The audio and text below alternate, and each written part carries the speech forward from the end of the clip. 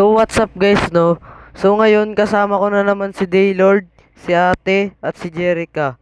At ngayon guys naglaro kami dito ng peta-peta kung saan balak namin tong tapusin. Hehehe. Siyempre hindi ko na to i-edit ay hindi ko na to i-cut kasi ba't ko to i-cut? 8 minutes na nga lang to.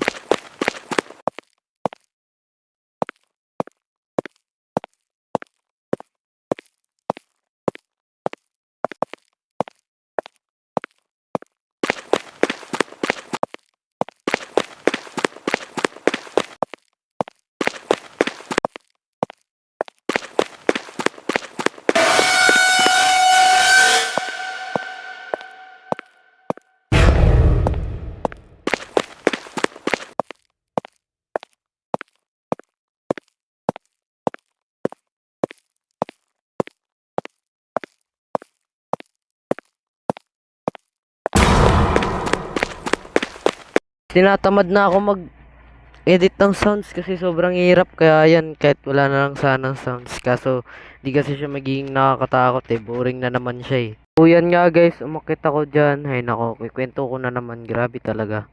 Ayan, kasi yan, umakit talaga ako. Kailangan ko na kasi mag-upload kaya kinikwento ko na kasi 5 na wala pa rin akong upload. Kailangan ko na talaga mag-upload kasi ano magde-daily upload na naman ako tsaka marami pa akong video dito na naka-stock.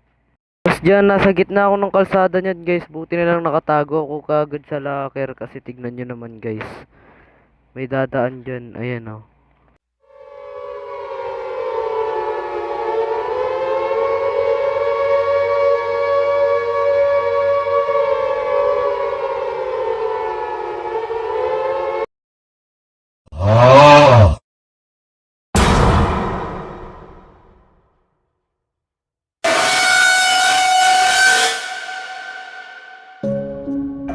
Sino nga ba si Peta Peta? Malay ko ba? Hindi ko siya kilala. Ang alam ko lang, isa siyang higanteng tao na naputol sa kalahati. Hindi man lang naging manananggal, kung hindi naging halimaw sa isang eskwelahan. Hindi ko maintindihan bakit ganito kalaki yung hallway nila. Hindi naman ganito kalaki yung hallway namin sa school. Pero sa tingin ko sa ibang bansa, ganito ang hallway nila. Diyan nga, nahuli na nga si ate. Ngayon, hindi ko na alam ang gagawin. Baka mahuli na rin ako ni Peta Peta. Pero malay natin, tingnan natin kung ano pa ang susunod na mangyayari. Kikita natin dito sa video. Si EJ ay tumakbo sa CR ng nurse. Walang hiya. Sa iba ka na lang mag-CR boy. Hindi, joke lang guys. Nagtago lang saglit si EJ. Kasi nga, takot ang kanyang nadarama habang nakikipaglaban siya dito kay Peta. So, dalawa na nga lang lalaki ang natira dito sa bidyong pinapanood ninyo. Yan nga guys. Kung hindi ka pa nakasubscribe, pindutin mo na yan dahil makakarinig ka pa ng mga horror story kagaya ng pinapanood mo. Dito, nakita na nga ni EJ yung pangit na tinutukoy natin ay si Peta Peta pala. Yan, makikita naman natin dyan na sinasayawan na ni EJ si Peta Peta. Pero si Peta naman mukhang natuwa kaya hindi niya tayo tinukod dyan. Saglit pa, makikita natin na nawala na si Peta Peta sa harapan ni EJ. Kaya naman, hinanap ko ito. Nakita natin si EJ na nagdali-daling tumakbo papunta sa music. Ngunit, dyan, masyadong kampante si EJ, kaya agad siya bumaba at nakita si Peta Peta.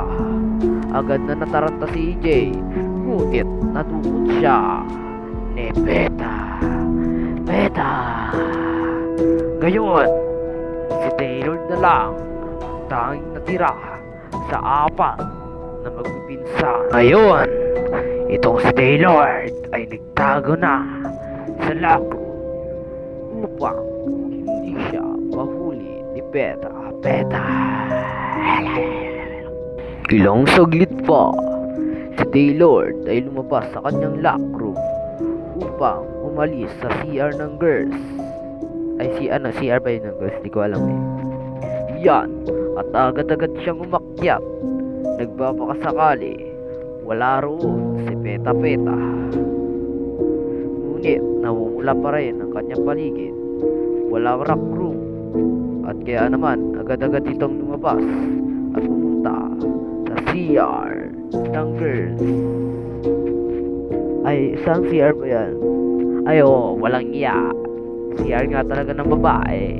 Maya-maya pa, lumabas agad si Taylor sa CR at pumunta sa kabilat room. At agad na pumunta si Taylor sa kabila na namang room. Abay, ano pa talaga ang nangyayari? Dito nga, dumating na si Peta at agad na nadugo si Taylor. At dito na nagtatapos ang kwento ng 4 na magpipinsan na namatay sa school dahil kay Peta. Kung gusto mo pa ng mga ganitong videos, mag-subscribe ka na dahil tatapusin namin ulit ang Peta. Ito pa pala yung mas magandang gawin kaysa sa ano eh. At least mabilis lang, may upload na ako, 'di ba? Ang galing talaga, 'di ba?